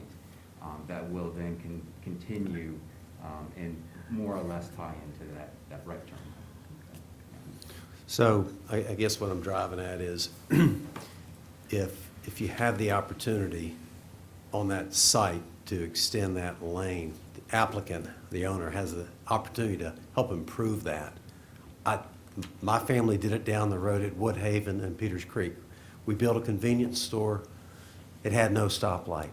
We paid for half the stoplight. We got so many thank you letters from the community because we got that stoplight put in. I'm just thinking this would be a great way to improve that intersection. If you could do that now, take that, help create a lane, a real lane. That's what I'm talking about, Martha, is a real lane all the way back to that convenience store, so you can actually stack, 10 cars or whatever, because that'll help clear that intersection out. You give you more room on Cove Road. You've got it over here, 2 lanes, now 2 more lanes. I mean, it would be something that I think would really help the neighborhood. Okay. If I could piggyback on that, too, Yeah. Mr. Chairman, I know that in some of our conversations, we were talking about some of the pedestrians that are coming through on Cove Road and how it's very precarious. The traffic is very busy. It's a narrow road, and I believe you even mentioned that there was a path that shows that there's constant walking along that area. And I was just wondering if the city had had any discussion or any plans for sidewalks in the future. Apparently, from the housing development beyond the cemetery, there's some pedestrian traffic that goes all the way to the convenience store, to the fast food convenience store, and to the retail, and that's not the fault of this petitioner, but it's something that is unsafe for additional traffic, in my opinion. And I was just wondering if there was any plan or any thought process for sidewalks in this area. Well, and I'm sure we have engineering, have a plan for installing new sidewalks. And we've been applying for the federal funding, and a few years back with the Hirschberger Road corridor, and we're also trying to get funding for the Valley View. Mm-hmm. And I'm sure the engineering and our engineering department, city engineering department have a program within their mind. Yes, I saw that, to have people walking the grass strips. That's indicated. People do walking back and forth. We do have some apartments down the road. Mm-hmm. I will just add to that the city is requiring us to put a sidewalk across our frontage on our side of Cove Road. So we're gonna do our part again to help those pedestrians, I have think a that safe you passage. all are doing above and beyond, I really do. I still have concerns for the safety of some of those pedestrians on a very narrow, very heavily trafficked road. And so I was just going to express that concern. Mr. Chairman, thank you. Any other questions? Thank you. I appreciate all the help from Roanoke City and Thank you. Mr. Schmidt. That very interesting traffic impact analysis, and I think there are some positive changes that our city friends have suggested and recommended for this project. Mr. Chairman, I did have one more question for. Yes, sir. For the, Mr. Schmidt. You gave us a good breakdown of how you took the raw numbers and you put them in your model. Does your model take into account the businesses that are right there in that location, expansion and growth? I mean, how do you build that into your model?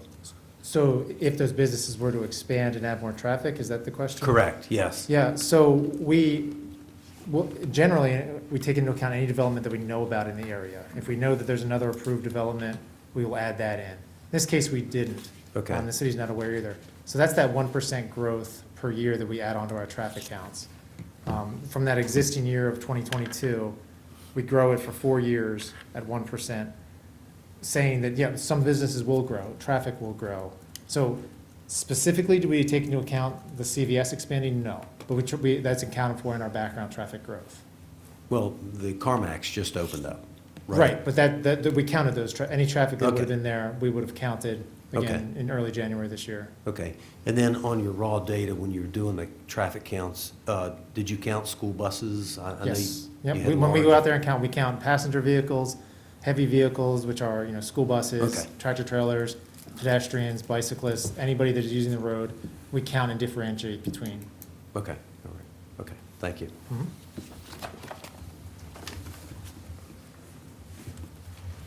Any other questions?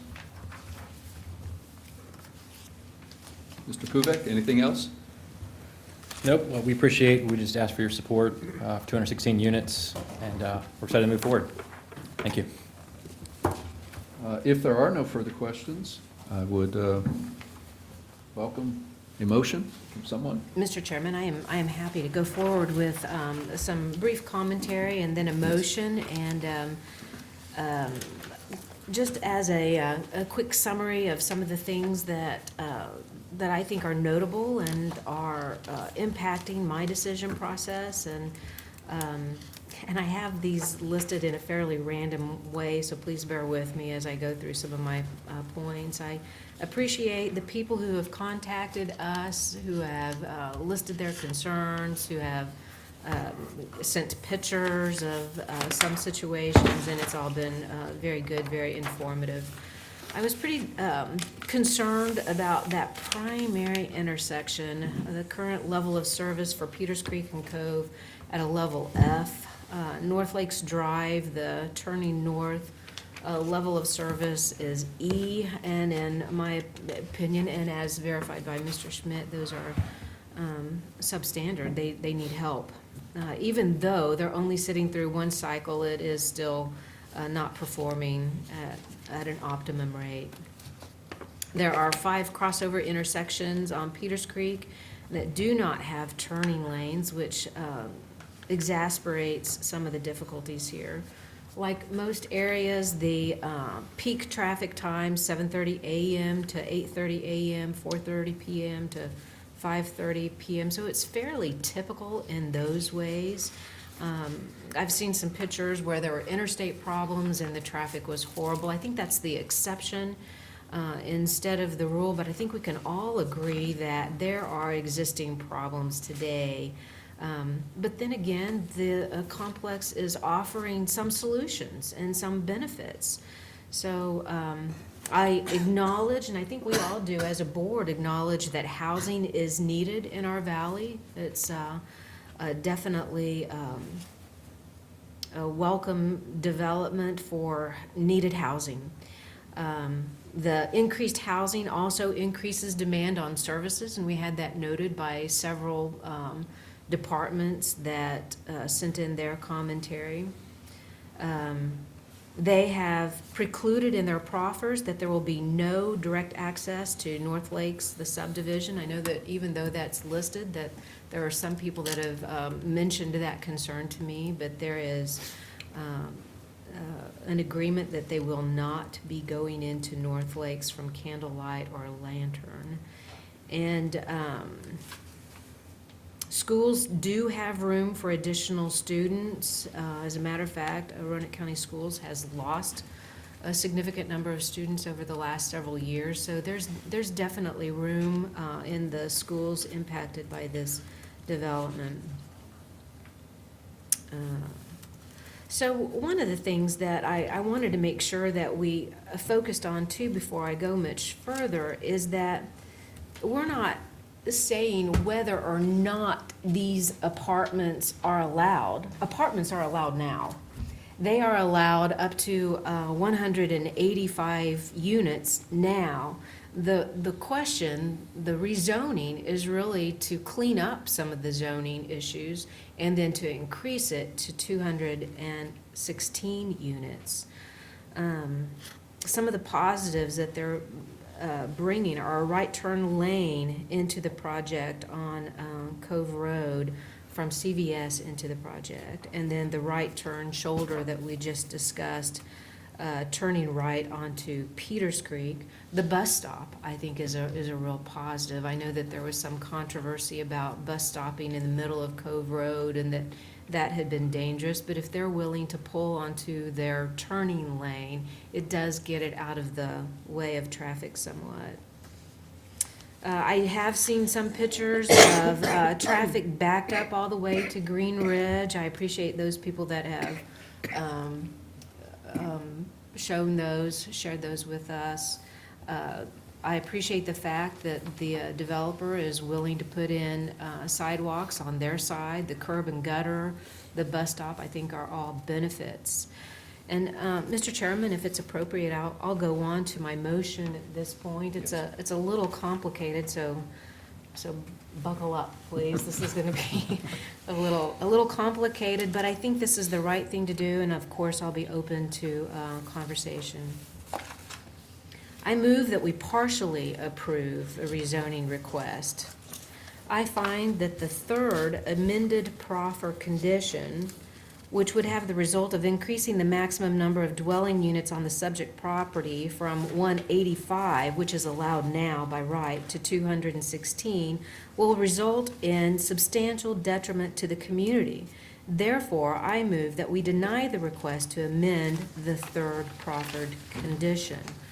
Accordingly, because the first proffered condition requires general conformance with the applicant's concept plan, which contemplates the construction of 216 units, I propose that the first amended proffer be revised as follows, conditioned upon the applicant's consent. And I'll read through it quickly. The first sentence will be completely struck out, dealing with the subsidized rental basis, which is no longer legal to include, but to also include the site shall be developed in general conformance with Lawson Company's Cove Road Apartment Concept Plan prepared by Timmons Group and dated January 20, 2022, subject to adjustments that must be made to reduce the number of units from 216 units to 185 units or fewer. Site development shall further be subject to any changes required during the site plan review process. And at this point, I'll ask the applicant, does the applicant consent to such an amendment to the first proffered condition?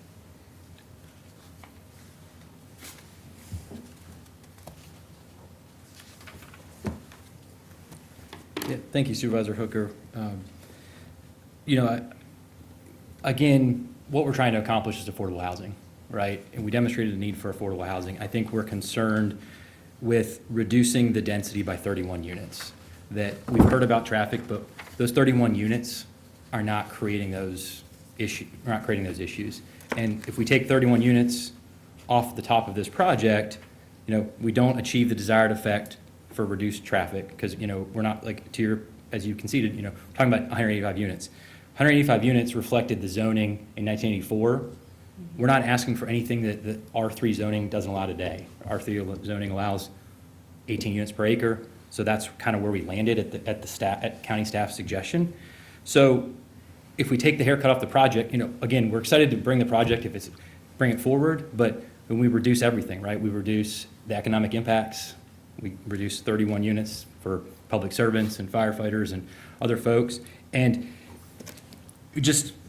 we don't think that it necessarily accomplishes the objective, right? So we'd like to try to get creative to preserve those 216 units in some fashion. You know, you've noted the changes that we've already made. You know, we haven't had time to digest this, but, you know, again, we'd like the opportunity to move forward, but we'd like those 216 units because, again, we think the benefit accrues for those units and doesn't create the concerns that we've heard from the public. We think that we can address those, and we've talked about, and, you know, Mr. North and Mr. Radford have spoken to VDOT folks and city folks about what's happening here. So just reducing those units, you know, reducing 31 units, we think is an inefficient use of the land. So, I mean, let me just speak to my client real quickly. Of course. And then, you know, see if we can try to get creative. Of course. Okay, just give me a moment. Should we take a pause, Mr. Chairman? I actually have a question, if I can ask that while you're talking to your applicant, to our staff. Is that okay? Please. So, applicant just talked about bringing the per density up to what we allow now, 18. How will we ever get that property up to 18 units per acre with this proffer hanging over it? Is there any mechanism that this can be removed? And that would really go for any. If the motion as presented now were approved, is that what you're saying? Or just no number on number of units? Yeah, no number at all. That proffered condition would go away completely for them even putting it on there. How do we get from an old number to a new number? So I think what you're asking is if you struck proffer number 3. Right. Completely. Right. They would be able to build what they're proposing to do. By right. By right. That's because this past July, we talked about amending our zoning ordinance to look at R3 zoning, and we increased the multifamily unit density to 18 units per acre. You all approved that amendment. So by right, if this was R3 with no proffered conditions today, they could build their project at 216. Okay, so this is the legal question, Peter. Yes, sir. Let's say we have this proffered condition that has reduced our per density, per acre on other properties, not just this one, but all over the county. How do we get to that 18 on all these R3s if we have proffered conditions all over the property? And it would need to be on a case-by-case basis. You would have to remove them. For each parcel, it would need to come before the board for action. Okay. That's what you have to do. All right. Does that answer your question? I'm afraid so. It's really just because of the traffic.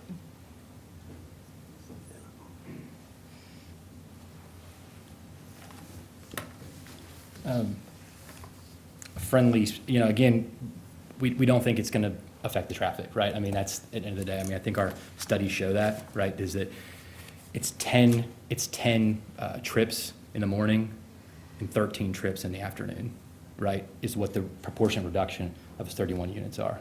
So, you know, again, we'd ask the 216 units be approved, you know, again, through whatever mechanism, whether we strike that third proffer. In the absence of that, we have a lot of creative people, right? I would ask for some flexibility if we talked about the right turn lane along the south side of Cove Road. Maybe if we can satisfy the city of Roanoke that is a shoulder/lane, that maybe we get to 216 units. So, I mean, I would ask for flexibility, allow us to move forward. Time is of the essence. You know, we need to make tax credit decisions and applications, so we really don't have time to delay the project. So, I mean, we really want to have a decision. We'd like some creativity and some flexibility, because, again, efficient use of the land, right? I mean, you just heard from Mr. Thompson. I mean, you guys intentionally went through this density. We're actually less density than a by right development. So we'd ask for some flexibility, you know, and let us work through the site plan process if possible. So, I mean, again, we can start wordsmithing, but, you know, I'm supportive of striking that condition altogether, but I mean, I guess I would ask for some flexibility. And again, I could maybe have a sidebar with Mr. Luback on what that would look like. But, you know, again, if we're getting creative, maybe if we can satisfy the city of Roanoke on that south side Cove Road to get to 216 units, we'd appreciate that. Thank you. So, Mr. Chairman, what I would like to do is continue with my motion, and we'll see where it lands. It may not have support of the board, and take it from there, if I may. Please. So, since it's a no for the changing of that proffer, then I move that we deny the request to amend the first proffered condition. I understand, however, that the existing prohibition on renting units on a government subsidized basis is unlawful and cannot be enforced. I further move that we approve the second proffered condition as it has been proposed by the applicant. As today revised, I find that the first and second amended proffered conditions in the proposed rezoning request are consistent with the purpose and intent of the county's adopted comprehensive plan and good zoning practice, and will not result in substantial detriment to the community. A clarification of the motion. Please. First of all, we would still want to accept that part of proffer number one that deletes sentence number one. Is that correct? On the consultation of our attorney, he wanted us to strike the We have to- proffer as written. We'll let him Yes. speak. Unless at this point in time, it is my understanding that unless amendments to the proffer are accepted by the applicant, the board cannot unilaterally make changes to the proffered conditions. I understand. So at this point in time, unless the applicant is willing to agree to those amendments, that the course of action would be to simply strike and to acknowledge that the unlawful portion of the property cannot and will not be enforced. Okay. And second question.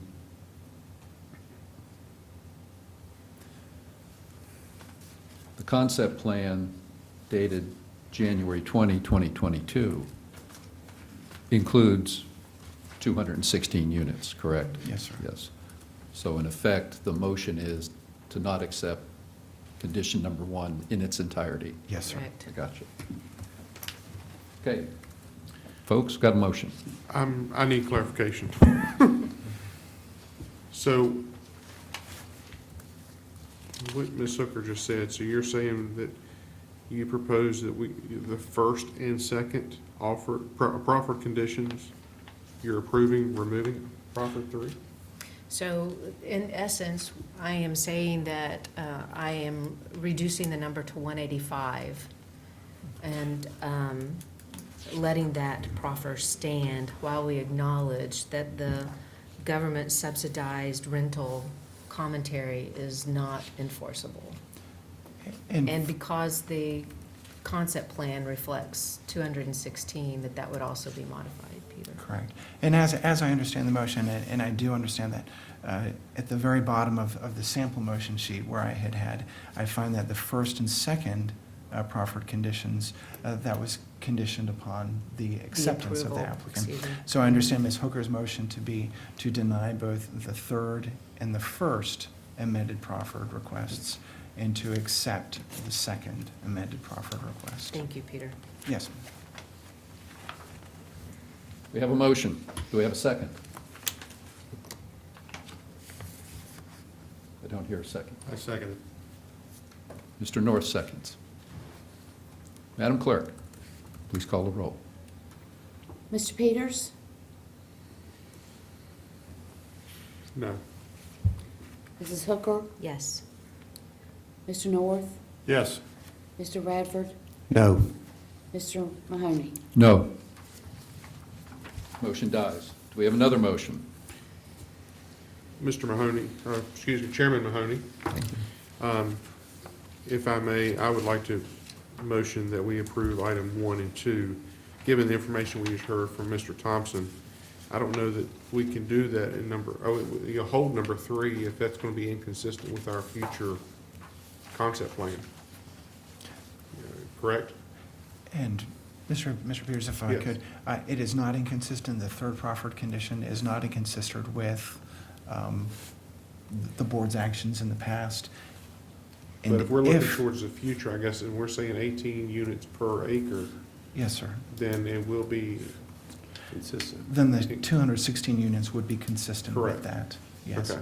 So it would be, if I understand correctly, your motion would be to approve all of the proffered conditions as proposed by the applicant. Sure. Second. We have a motion and a second. Madam Clerk, please call the roll. Mr. Peters? Yes. Mrs. Hooker? No. Mr. North? No. Mr. Radford? Yes. Mr. Mahoney? Yes. Motion passes 3-2. Next item on our agenda, appointments. Does any board member have an appointment that has not been given to the clerk?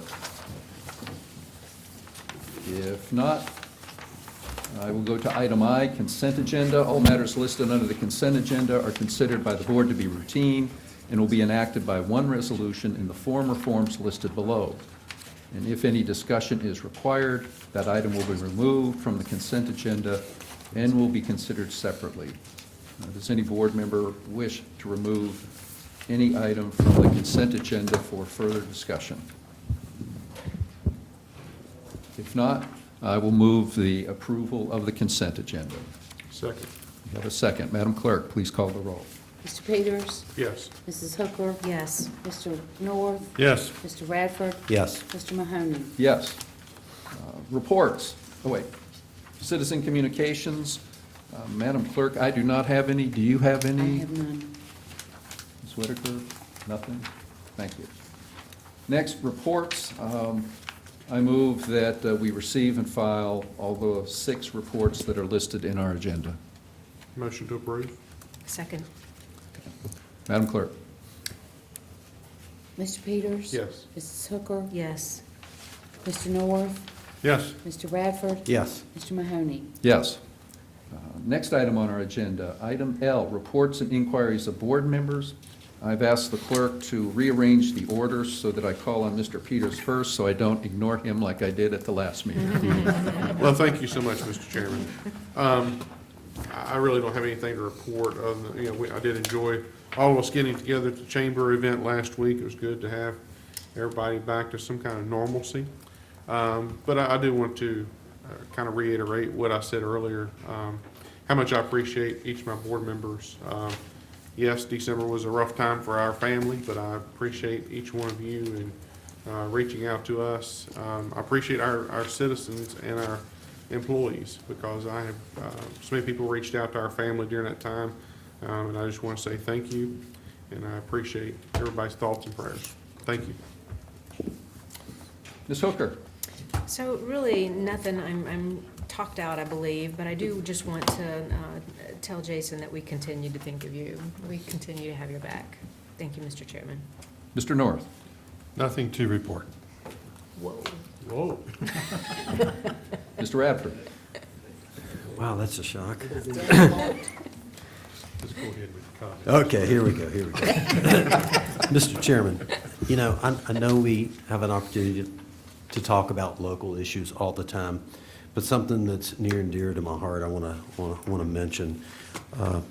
Last Friday, January the 21st, 2022, the March for Life had its 45th annual march on D.C., by Supreme Court.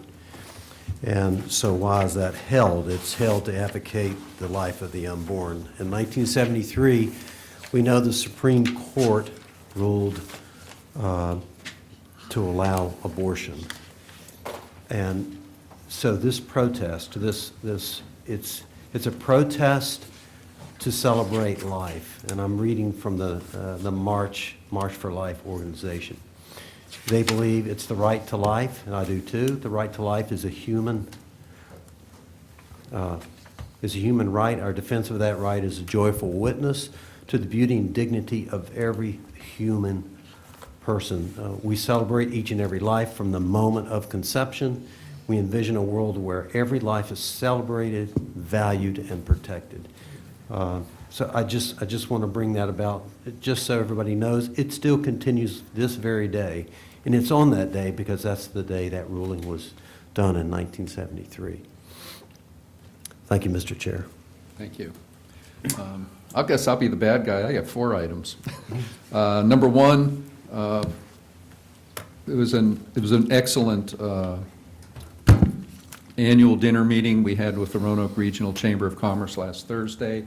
And I want to point out that at that meeting, they identified Officer Taylor Carter, a Roanoke County Police Officer, as the Officer of the Year.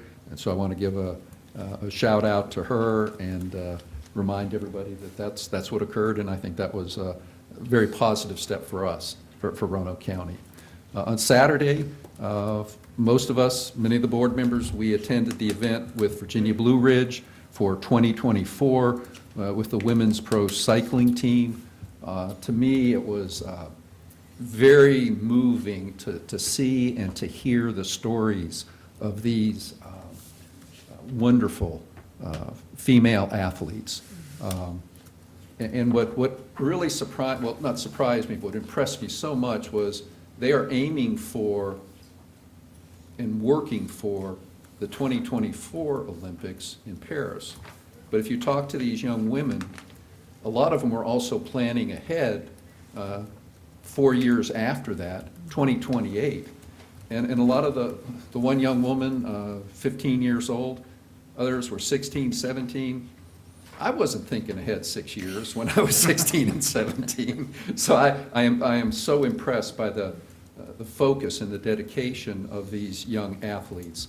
It was very impressive. And to listen to the story of the young woman who was on the Afghanistan cycling team and how she had to flee her country to come here. She would have been killed by the Taliban in Kabul. I know I saw, I think it was about a week or two ago, they had a film clip on CBS News, and they were talking about her. And then she was here last Saturday, and she spoke. And again, very impressive. It was just a wonderful event, and very excited for Virginia Blue Ridge in 2024. It's a crowning achievement, I think, for Lee Wilhelm and Landon Howard, and it was very good. My final point is I will not be here on February 8th, so Mr. Peters is going to have to reassume the chair, and but I thank the board. With that, our next item on our agenda is item M, work sessions. This is a work session to review with the board fiscal year 2021-2022 mid-year revenues and expenditures, and fiscal year 2022-2023 budget issues. And I think Lori Gearhart, Steve Elliott are going to handle that for us. We will now recess here and go up to the third floor for our work session. Madam Clerk, we would adjourn up there, or do we adjourn here? We will adjourn up there. Great.